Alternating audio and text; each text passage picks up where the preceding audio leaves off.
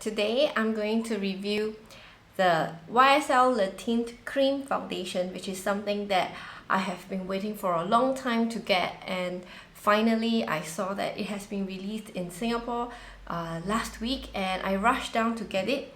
So I'm going to start by applying on my face, letting you see how it works, sharing some initial thoughts, then we're gonna do a wear test and we're gonna conclude with the final ratings for this foundation. Alright, so let's go. Today I'll be using the MAC 170 brush instead of my usual Shu Uemura foundation brush. So you can see this is how it looks like. I have it in the shade B10, which is the lighter shade that was available at the counter. I got the Lancome Tint Clarific Healthy Radiant Foundation, which I reviewed previously in 015. This is the shade. I'll show you, you can see. And I just want to show you the different color. Okay, so this is the Lancome one. So as you can see, the Lancome foundation is more yellow and the YSL one is slightly more pinky. Okay, so I didn't put any primer today, so we're just gonna see how it works on its own. Alright, I have actually tried this foundation for about a week now since I've got it, because I think that I think when I first received it, because how much I wanted to love it, I thought that it was great, but as I tested it on the second day and third day, I started to see that it was separating. I thought that it was because of the different ways I applied it. Somehow I am not sure when I use the method like what I see in the Korean videos where you spread it with a flat brush and you use a sponge. Somehow that seems to emphasize dry flakes more than just using a foundation brush by itself. So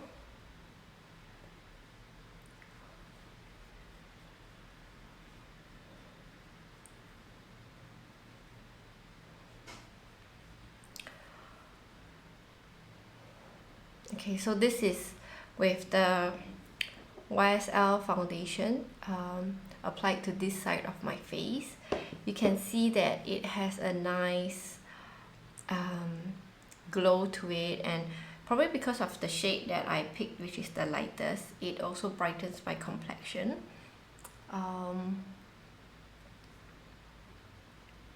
However, I feel that I have to be quite careful in how I apply it so that it wouldn't collect in my pores. I'm not sure why it does that. And in terms of coverage, I think it's not too bad.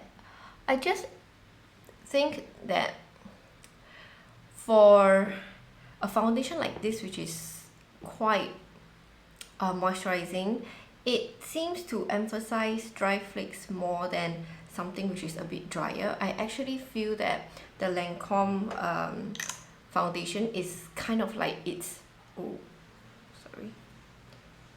kind of like its better twin. And now that I have tried both, I would actually recommend getting the Lancome more than the YSL one, because it wears better throughout the day. So I'm just going to finish up my makeup and later I'll do a check-in after 8 hours, and then I'll conclude with how I feel that the foundation performs compared to my other foundations and whether or not I would recommend you buying it. Hi, so just to check in, it is now 5 p.m. I've had the makeup on since 9 a.m. in the morning, and I just want to show you, if possible, how the foundation has held up. As you can see, it has started to drop around the nose in terms of coverage, but overall I think from far it looks nice. My complexion still looks very bright. I think that's also partly because of the shade that I chose, which is the lighter shade. But one thing that I was not happy about, and I've tried this multiple days in a row since I've gotten the foundation, is that I don't know if you can see, it will kind of separate a tiny bit, but it will separate along where your skin folds, and over the day it actually emphasizes the dry skin more and more.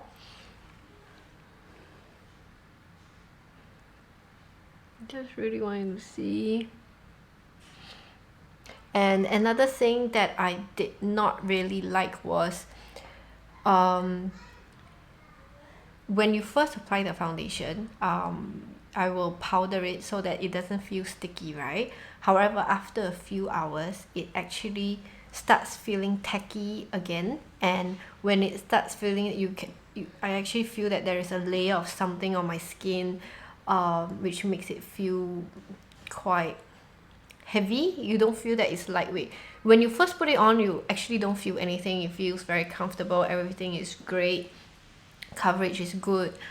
But as the time goes by, I think as the oil starts coming out, the foundation starts to form this tacky layer.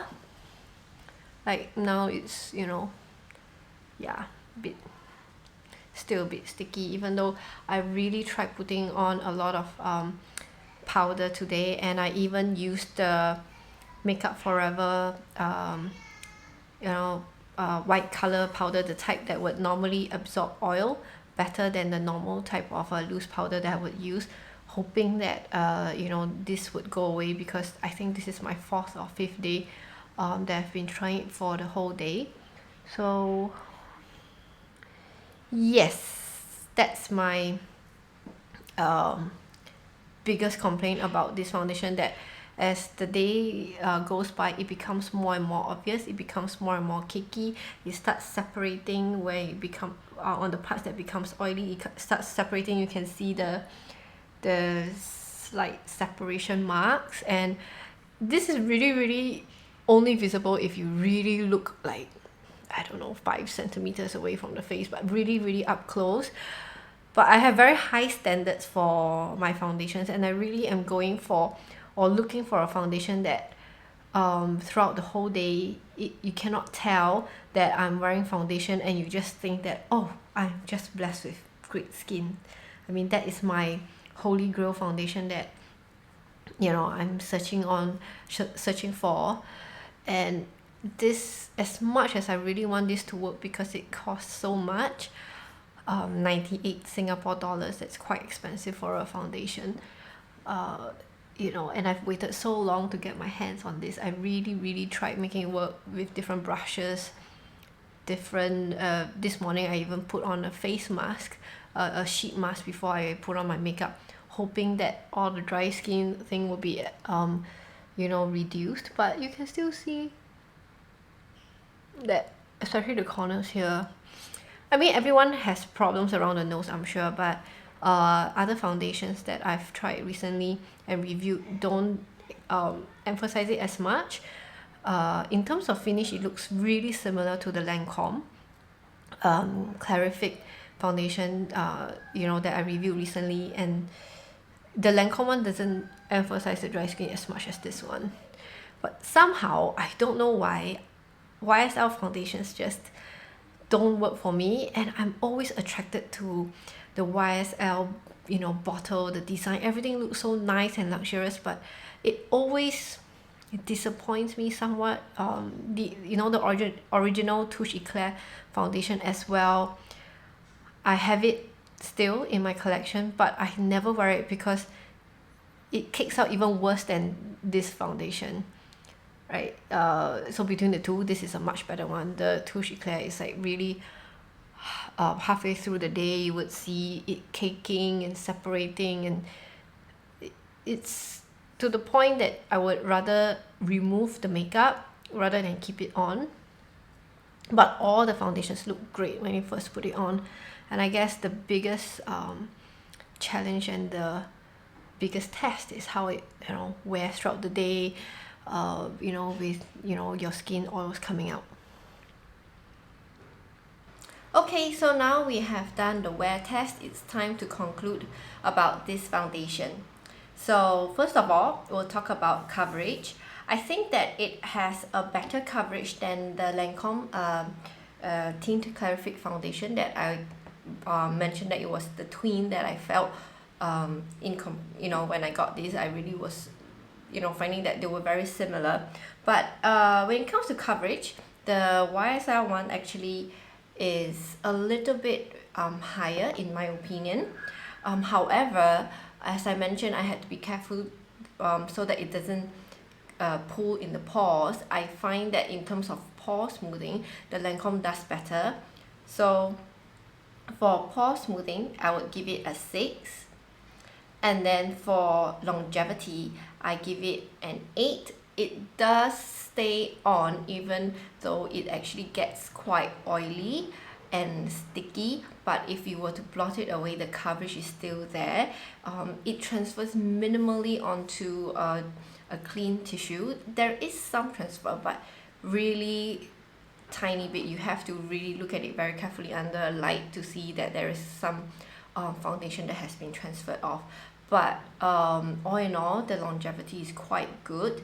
The only problem or the main issues with this foundation is how it cakes up around where your skin will be moving, like the creases in places around here that I normally would not get much caking on the better foundation. So for this I'll give it a 3. It is more cakey than most of my foundations in my collection.